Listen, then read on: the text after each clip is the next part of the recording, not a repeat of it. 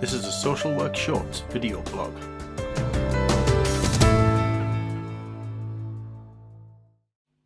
Just who am I? Humanistic and existentialist thinking might lead us to conclude that our sense of self is constructed from, among other things, being autonomous, being free-thinking, and being part of a community. But just what is self, and why does it matter to us as social workers? I wonder what your idea of your own self is. Given you're listening to this, you may define yourself as social worker or professional. And obviously, that will only be part of your story. You may also be father, mother, son, daughter, friend. Some of those words I'd also use to define myself. So what makes me different from you? And how do I know that I'm different to you? Psychologist Ulrich Nesser, in an article in Being Human, which was in the New Scientist collection, Volume 2, Issue 3 in 2015, gives us a multifaceted description of ourselves, of self. You have an ecological self. You understand that you have a place because you have a point of view. How others respond to your point of view shapes something about you. Do others acknowledge your point of view? Does this validate who you are? How do you feel when someone criticizes your point of view? You also have a sense of your physical being, and that there are rules about access to your body by others. There are acceptable things and unacceptable things, defined by culture, the life experiences you've had, and by the age you are.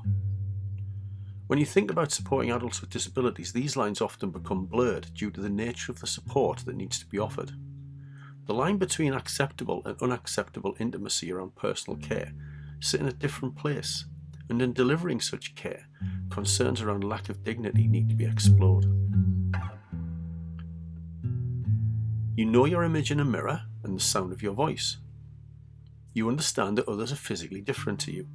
You understand that they have a role, a purpose, and that they can also make decisions to interact with you or not. This is your interpersonal self. You understand you can and do use your body language to try and influence the action of others. You generate ideas about how it might be for others born out of your own experiences. But caution, you can never know, not really, what it's like for the other person. Similar experiences are not the same experiences. Avoid, I know how you feel. Your existence is temporal, lasting only for a period of time, fleeting in terms of the big picture, you might say. But you are not just what you are now, you are what you have been. What you are going to be or want to be shapes you. The awareness of your potential future or your aspirations have great bearing on who you are in the here and now. So consider then how this must be for people who, because of lack of opportunity, lack of support, disability, or lack of social status, have their sense of self eroded by feeling their options for the future may be limited in some way. This temporal self links to your conceptual self. You have an idea of who you are based on your life story, your personal goals, motivation, and values. So in practice, when, for example, we think about making best interest decisions under the Mental Capacity Act, it's essential that we have not just an understanding of the risks associated with the decision, or the pertinent facts that relate to the situation, but also an understanding of the person's values that have and are being shaped by their story. What would have been driving them if they had been making this decision for themselves? This must be factored in so that when making a decision for someone lacking capacity, we maintain them at the heart of the decision and don't draw conclusions from our own value base or as a consequence of risks that may well be professionally or organisationally constructed. So, existentialism underpins humanist ideas of self, about being free and autonomous but with responsibility. There is also a shared journey between us as social workers and the people we work with. There are some tensions created by the fact we work within often very inflexible, risk-averse frameworks. Reflective practice definitely has its place here in our existentialist view of the world. Developing insight through reflection is required so we understand what we are doing and, most importantly, why.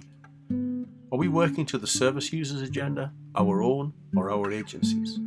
At best, in reality, it may be a combination.